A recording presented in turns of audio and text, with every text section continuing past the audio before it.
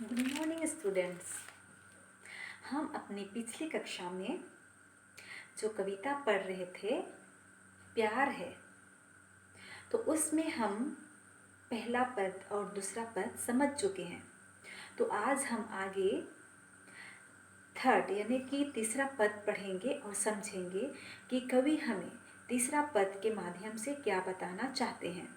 तो हम अपना पाठ्य पुस्तक देखेंगे और समझेंगे कि कवि हमें पहला और दूसरा हम समझ चुके हैं, तीसरा पद के माध्यम से क्या बताना चाहे हैं हम समझेंगे। रची कथाएं नित उन्नति की, गीत लिखे उफानों पर, स्वर की पावक सब पहचाने, निकले हैं हम देश बनाने।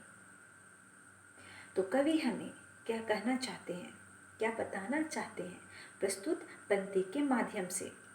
प्रस्तुत पंक्ति में कवि जी हमें यही कहते हैं कि रची कथाएं नित उन्नति की।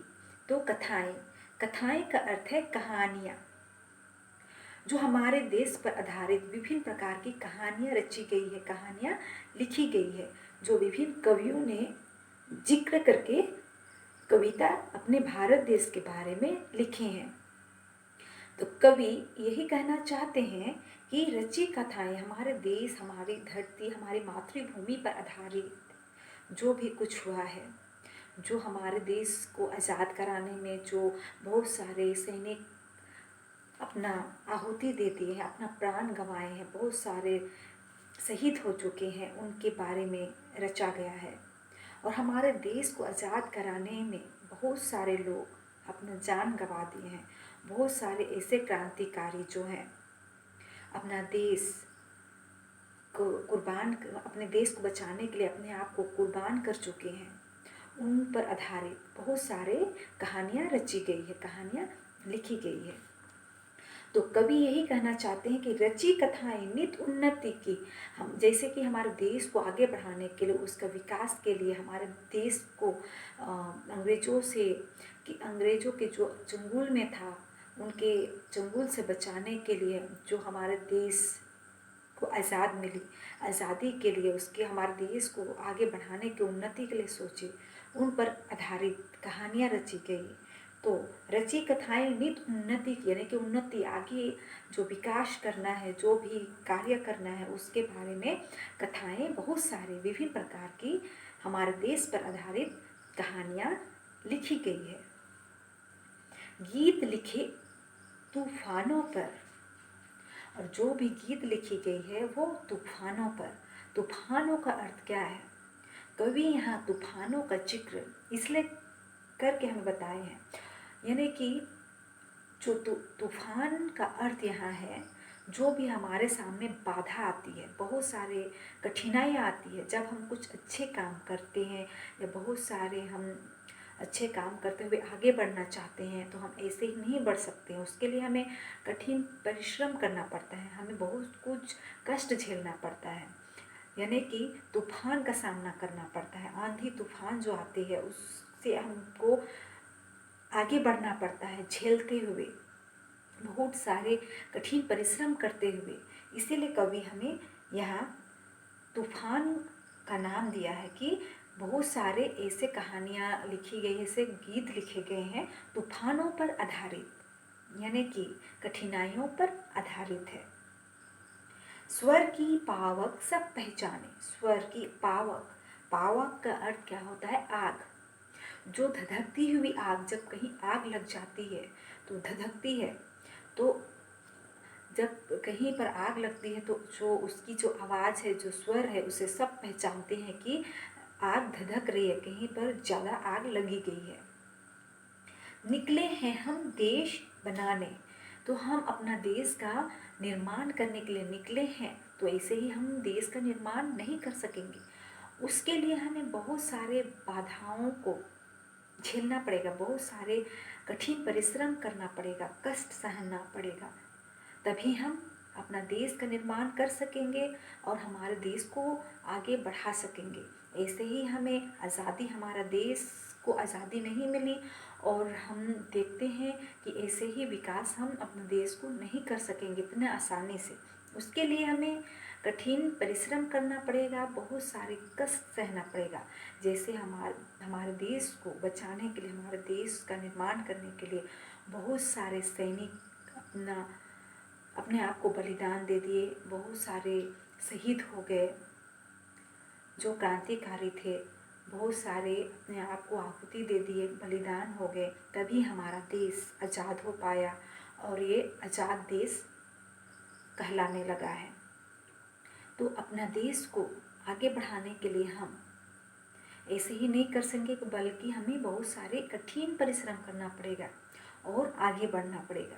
तो कभी हमें तीसरी पद के माध्यम से अपने देश को किस शिखर पर, किस तरह उन्नति करते हुए हम आगे बढ़ाएंगे, उसके बारे में बताना चाहे हैं। तो हमें तीसरी पंक्ति भी समझ में आ गई होगी। तो हम आगे चौथी पद देखेंगे कि कवि हमें चौथी पद के माध्यम से क्या बताना चाहते हैं। चौथी पद देखेंगे, प्यार है धरती के हर पंक्ति शाखा फूल से, प्यार अपने देश की चंदन जैसी धूल से। तो कवि हमें क्या बताना चाहते हैं कि प्यार है धरती के हर, यानी कि हमारे देश की जो धरती है, धरती के हर पत्ती, क्यों ना वो पत्ती हो, शाखा यानी कि डाली, और फूल, फूल से तो सभी प्रेम करते हैं, लेकिन फूल के अलावा कवि को पेड़ से, पत्ती से यानी कि शाखा यानी कि डाली से भी प्रेम है, लगाव है, जितना उसे फूल से प्रेम है। प्यार अपने देश की चंदन जैसी धूल से। तो हम पहले भी देख चुके हैं कि कवि ने प्रस्तुत कविता के द्वारा मिट्टी को ऐसी ही साधारण मिट्टी या धूल नहीं कहा है, बल्कि उसे चंदन की संज्ञा यानी कि चंदन कहकर पुकारा है। क्यों? क्योंकि हम उसी धरती की मिट्टी से खेल कर, सन कर बड़े होते हैं, तो हमारे लिए अनमोल रतन होता है। वह मिट्टी सिर्फ हमारे लिए साधारण धूल या मिट्टी नहीं होती है, बल्कि खुशबूदार मिट्टी होती है। हम जहाँ कहीं भी जाएंगे उस मिट्टी का सुगंध लेकर ही हम जाते हैं और उस मिट्टी का सुगंध हमें हमेशा याद रहती है। इसलिए कवि ने हमारे देश की जो धरती की जो मिट्टी है, जो धूल है, उसे चंदन कहकर पुकारा है। तो हमें चौथी पंक्ति भी समझ में आ गई होगी कि कवि हमें किस चीज़ के बारे में जिक्र किए हैं, किस चीज़ के बारे में बताना चाहे हैं। तो कवि को हमारे धरती के हर चीज़ से लगाव है, प्यार है। वो क्यों ना पेड़ की डाली हो, पत्ती हो और फूल हो। इतना तक कि हमने देखा है कि कांटों से भी लगाव है कवि को। प्यार अपनी देश की चंदन जैसे धूल से भी है। तो अब हम आगे पांचवी पद देखेंगे कि पांचवी पंक्ति के माध्यम से कवि हमें क्या बताना चाहते हैं। जूझे विकट तूफानों से, यूं ना बूझे उफानों से, लाख मुसीबत बरसे फिर भी डिगे ना अपने उसूलों से। जूझे विकट तूफानों से। विकट का अर्थ क्या होता है? कठिनाइयाँ। हमें कुछ भी कार्य करना है तो हमको जूझना पड़ेगा, कठिनाई का सामना करना पड़ेगा, ऐसे ही हम आगे नहीं बढ़ सकते हैं। उसका सबसे अच्छा उदाहरण हमारे सामने ही है। हम जब विद्यार्थी हैं, स्टूडेंट हैं, तो हम ऐसे ही बैठे रहेंगे, अपना पाठ्य पुस्तक लेके नहीं पढ़ेंगे, परिश्रम नहीं करेंगे, तो हम पास नहीं हो सकेंगे, सफलता प्राप्त नहीं कर सकेंगे। हमें पास होने के लिए या फर्स्ट सेकंड जाने के लिए उतना ही उन्नति, उतना ही परिश्रम करना पड़ेगा। जब हम कठिन परिश्रम करेंगे तभी मेहनत करेंगे, तभी हमें अच्छा फल मिलेगा और हम आगे बढ़ेंगे। ऐसे ही हम बैठे रहेंगे तो हमें किसी चीज़ की प्राप्ति नहीं होगी, हमें कोई भी चीज़ आसानी से नहीं मिल सकता है। हमें कोई भी चीज़ चाहिए तो हमें कठिन परिश्रम करना पड़ेगा, जूझना पड़ेगा, तभी हम आगे बढ़ सकेंगे। लेकिन हमें हमेशा मुश्किलों का, कष्टों का सामना करना पड़ेगा, तभी हम आगे बढ़ सकते हैं। यूं ना बुझे उफानों से, ऐसे ही हम उफानों को से नहीं आगे बढ़ सकते हैं, यानी कि जूझे विकट तूफानों से, यूं ना बुझे उफानों से हम ऐसे ही बिना कठिन परिश्रम का आगे नहीं बढ़ सकते हैं। हमें कष्ट झेलना ही पड़ता है किसी भी चीज़ को पाने के लिए। लाख मुसीबत बरसे फिर भी डिगे ना अपने उसूलों से, कभी हमें प्रस्तुत पंक्ति में यही कहकर समझाया है। हम कठिन परिश्रम तो करते हैं, कष्ट सहते हैं, लेकिन कभी कभी क्या होता है कि हमें सफलता नहीं मिलती है, हम नहीं जो चाहते हैं वो नहीं मिलती है। यानी कि जब हम अपने ही क्लास में फर्स्ट आना चाहे हैं और हम कठिन परिश्रम कर रहे हैं, या किसी भी दौड़ में या कोई भी प्रकार का जो भी गेम है, कुछ भी कार्य है जिसमें हम आगे बढ़ना चाह रहे हैं, हम बहुत कठिन परिश्रम कर रहे हैं, लेकिन परिश्रम करते हुए भी हम जो चाहें वो नहीं मिला, हम पीछे ही हो गए, तो हमें पीछे हमें नहीं सोचना है कि हम हमेशा पीछे ही रहेंगे, बल्कि हमें यही सोचना है कि हम और परिश्रम करेंगे, और हम परिश्रम करेंगे, मेहनत करेंगे, ज़रूर हमें कभी ना कभी सफलता मिलेगी। हम जो सोचे हैं वहाँ तक हम पहुँच सकेंगे, अपना जो भी मंजिल है हम ज़रूर पा सकते हैं, ज़रूर हमें मंजिल की प्राप्ति हो सकती है। लेकिन कभी कभी होता है कि हम चाहते हुए भी पीछे हो जाते हैं, तो ऐसे हमें कभी नहीं सोचना है, बल्कि मुसीबतों का हमेशा सामना करते ही रहना है, और जो भी हमें चाहिए उसके लिए हमें हमेशा प्रयत्न ही करते रहना है। कभी ना कभी हमें ज़रूर सफलता मिलेगी ही, हम जो चाहते हैं, जो हमारा मंजिल है उस तक हम पहुंच सकेंगे। इसीलिए लाख मुसीबत भर से फिर भी डिगे ना, यानी कि कभी पीछे नहीं हटना है, बल्कि अपने जो भी चीज़ है उसको पाने के लिए आगे बढ़ते ही रहना है, मेहनत करते ही रहना है।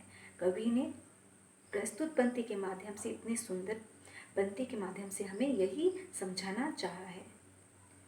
तो अब हम सबसे अंतिम पद देखेंगे कि कवि ने सबसे अंतिम पद के माध्यम से क्या बताना चाहा है।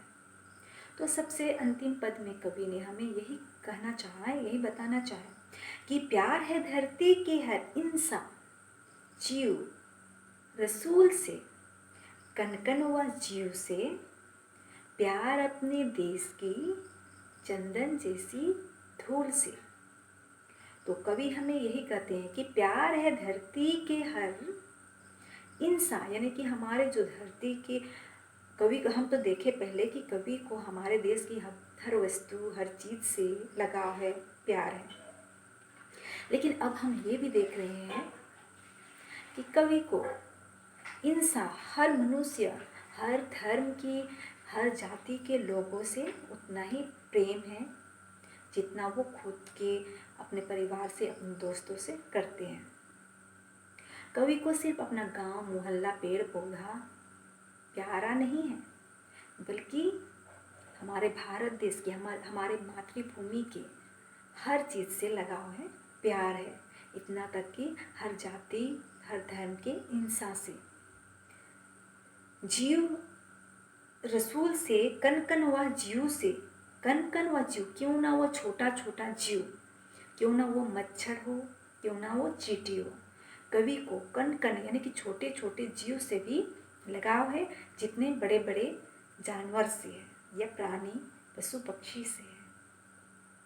प्यार अपने देश की चंदन जैसी धूल से, कवि ने हर पंक्ति में बार बार यही दोहराया है कि चंदन जैसे धूल से कवि को प्यार है, लगाव है, क्योंकि ये चंदन जैसे धूल अनमोल रतन है, एक साधारण मिट्टी नहीं, बल्कि एक अनमोल रतन है हमारे लिए, हमारे देश की जो धरती पर है वह मिट्टी हमारे लिए खुशबूदार है, अनमोल रतन है। तो प्रस्तुत कविता प्यार है के माध्यम से कवि हमें यही बताना चाहे, यही संदेश देना चाहे हैं कि हमें अपने देश की जो हम अपने देश में वास करते हैं, रहते हैं, अपने देश का जो जन्मभूमि है, वहाँ के हर चीज़ से लगाव होना चाहिए, प्रेम होना चाहिए, क्यों ना वो कांटा हो। जिस प्रकार कवि को लगाव है, प्रेम है, उसी प्रकार हमें भी हर चीज़ से, हर वस्तु से प्रेम और लगाव होना चाहिए। तो जरूर आप सभी को